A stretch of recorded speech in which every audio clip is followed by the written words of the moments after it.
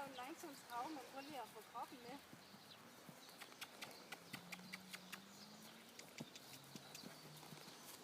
Det hun kan ikke. Okay.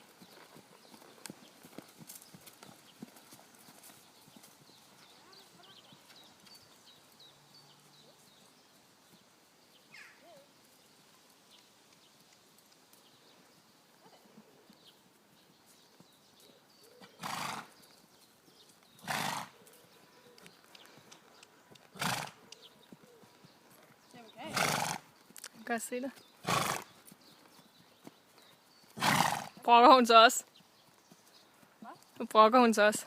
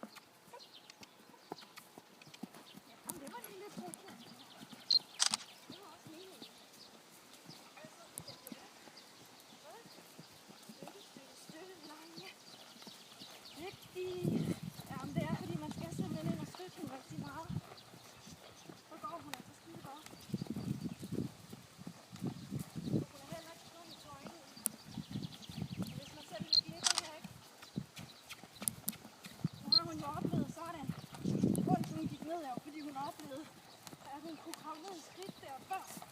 Så gør hun det jo igen. Fordi, var det ikke det, vi skulle? Hun var meget hurtig til at lære første gang.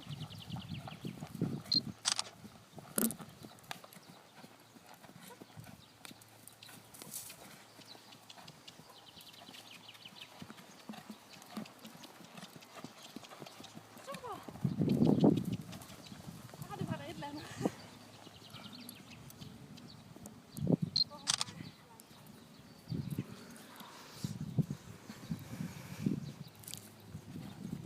Hvis ikke de kan høre det på tv, så må du bede dem om at...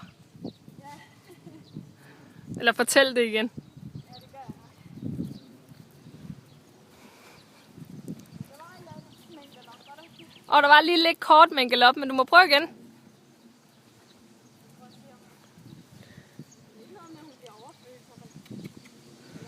Men det hjørne der har hun en bestemt mening. Det er fordi hun har kunne gøre det før. Og så er den reference ligesom bare... Ja.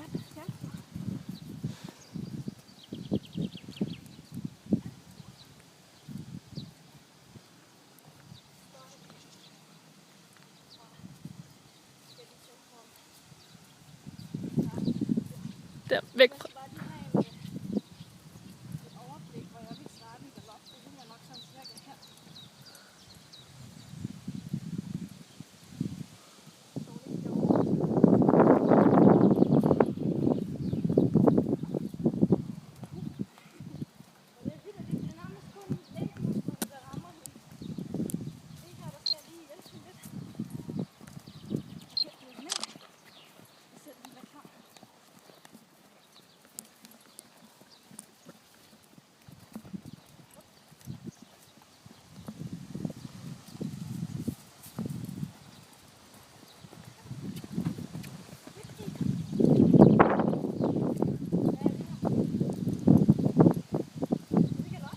Mhm. Det er galop. Og trav.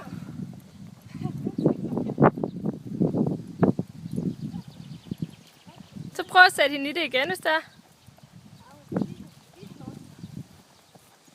Det har hun da ikke lyst til. Hun nyder det. Det vil jeg give hende altid. Når hun gør det godt, så giver jeg hende mange tøjler. Og jeg stadig arbejder lidt med hende. Fordi der er sådan en klog hest, at det fatter hun. At når hun gør noget godt, så giver man hende stille og roligt længere tøjler. Og det er en lidt kort pause. Vi prøver at se, om vi kan den her vej rundt. Det kan godt være højre lige på dårlig side.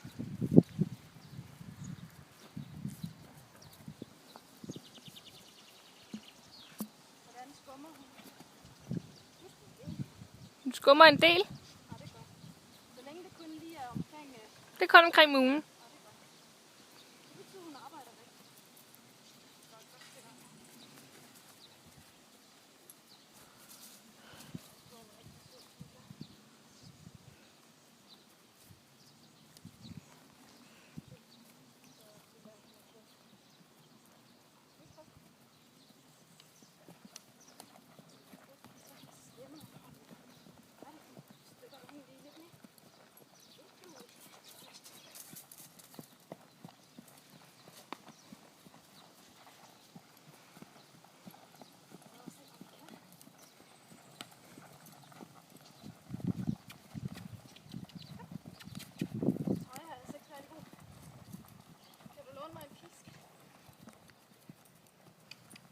Ja.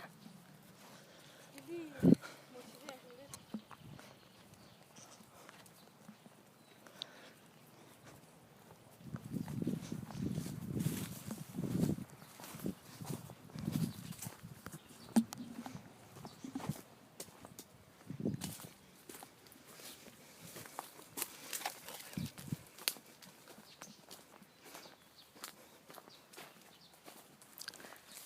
Lang eller kort?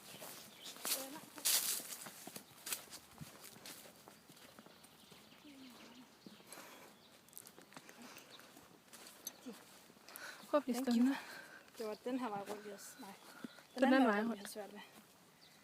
Skulle lige have en fis. Ja. Hun skummer i hvert fald godt. Må jeg bevæge mig? Nu må du gerne. Jeg filmer dig bare lige, så du ved det. Det er en ren lang film. 9 minutter. Nå, jeg troede, det sådan, du var prøvet sådan at finde et godt shot. Jeg filmer dig. Nå, okay, jamen, det er da mega fedt. Nej, vi skal ikke stoppe den. Og fordi jeg sætter mig ned, skal du ikke stoppe, du.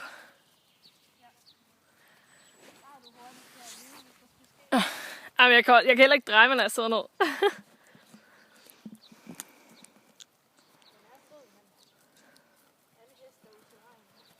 Mm. Det var krav. Ja, tak. Ja, der var jeg sådan at provokere hende. Og sige, jamen her plejer du at stoppe. Nu skal vi trave her. Det plejer jeg ikke. Ja, der lige sammen. Sådan, tak. Og ned og lave noget, ellers bliver det fucked op at sidde på. Ja, der lige sådan. Ikke stille.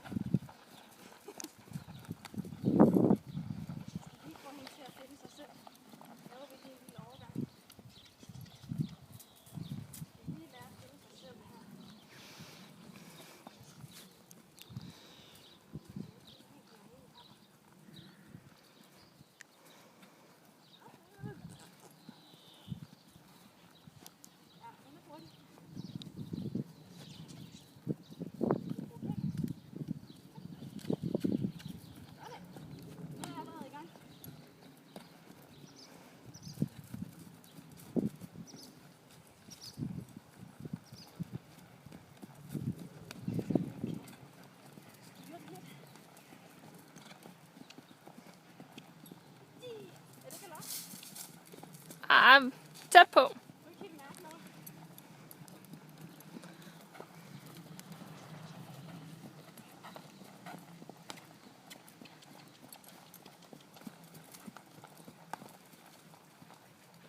Traver stadig.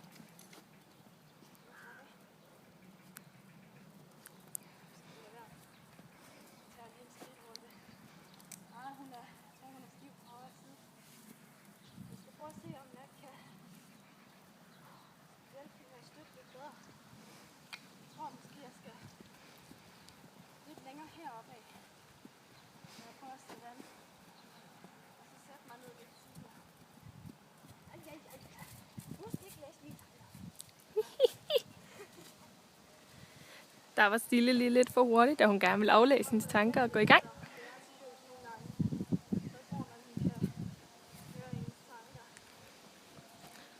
Men Sille, hun har både grime og hovedtøj på, da hun har en tendens til, når hun bliver overophedet, så har hun en stejle, og det kan hun ikke nu.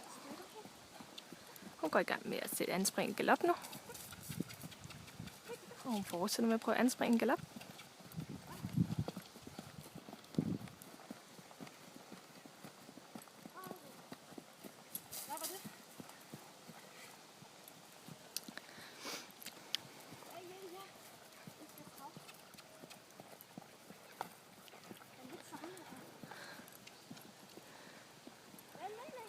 Sille er ikke en traver for ingenting, da hun har en sindssygt flot trav.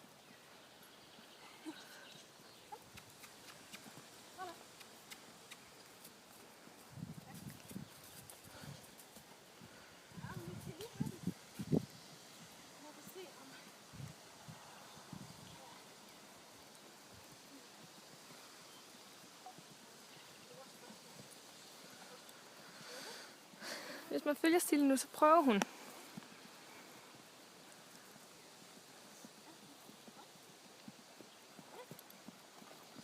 Hun sætter en rigtig flot galop. Og hun er en rigtig, rigtig flot galop. Rigtig flot galop. Trav med bagbenene og galop med forbenene.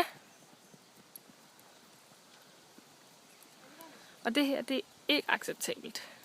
Så derfor ned i skridt og prøv igen. Ned i skridt og prøv igen.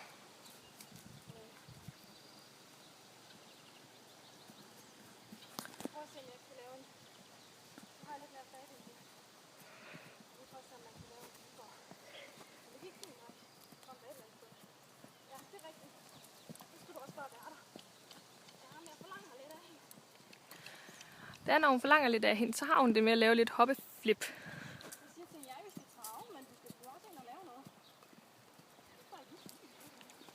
Sille, hun vil bare rigtig gerne trave uden at lave noget.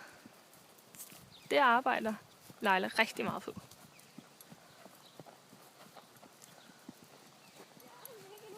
Man se her, så ved hun førhen har sat i anspring til galop der. Og så har hun lidt sin egen vilje, når det så ikke sker.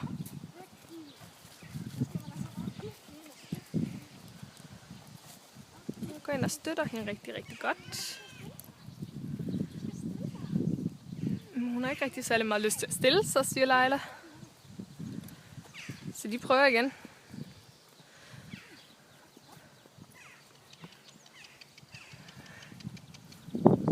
Der prøvede Sille at gå i stejle, men det kunne hun ikke. Under hovedet, eller grime og tøjlen ned til jorden.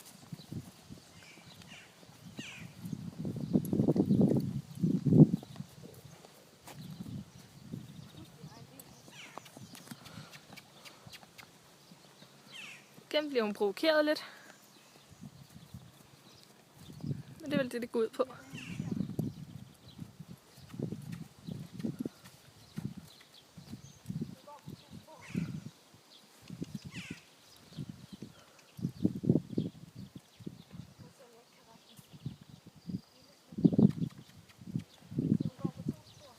Ja.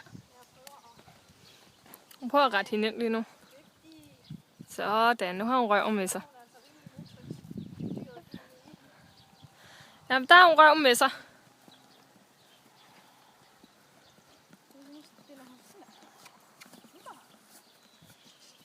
Sådan.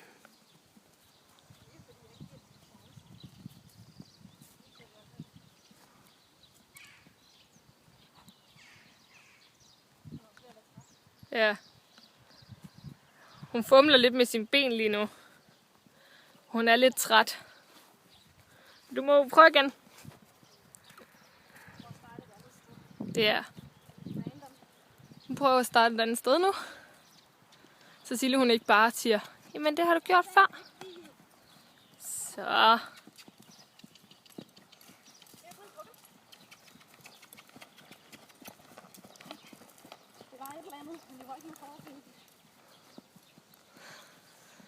Det Sille hun er gang i, det er, hun traver med forben, men hun galopperer med bagbenene. Så det Leila hun gør nu, det er at sætte hende ned og starte forfra. Fordi før der kommer succes, før stopper hun ikke.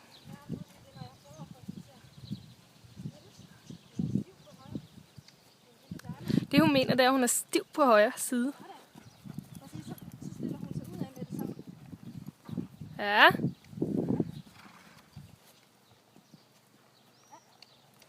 Nu bliver Sille provokeret, fordi hun netop kan se de andre heste. Men på grund af den her anordning, kan hun ikke bruge til noget. Så i stedet for at style, så bakker hun, og hvis hun bakker, så bliver man bare ved med at drive fremad, for ellers så fortsætter hun med at bakke næste gang. Slipper man tøjlen, og så er hun frem igen.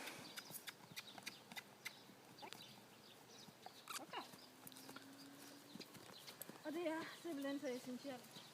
Men for at have en som Sille, der skal man være en bestemt dame, da hun også er en bestemt dame.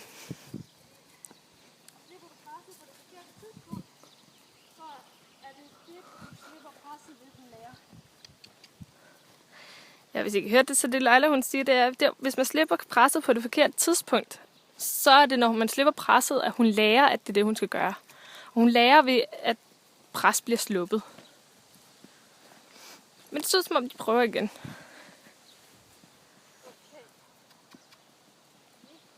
Vi har lidt problemer derovre, og det er, fordi hun kan stå og se hestene, og hun vil meget gerne ned til sin flok igen, der står dernede.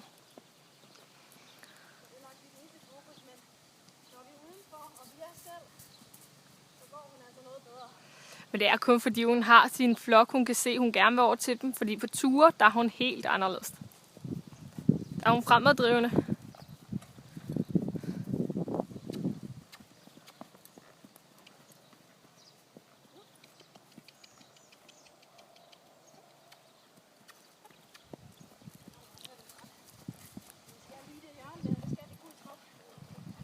Og jeg tror du prøver at slå over i galop der.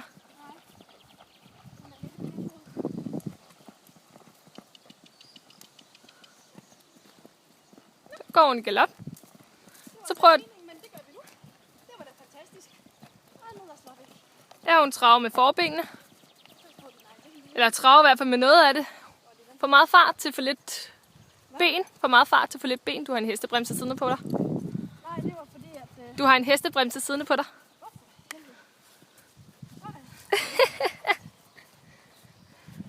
Det var slet ikke meningen, hun skulle op i galop. Jeg ville egentlig bare have frem i trav. Det var en rundt, så jeg lige sådan nykkede på en drav. Det fik jeg så i galop. Men hun fik en galop højre rundt.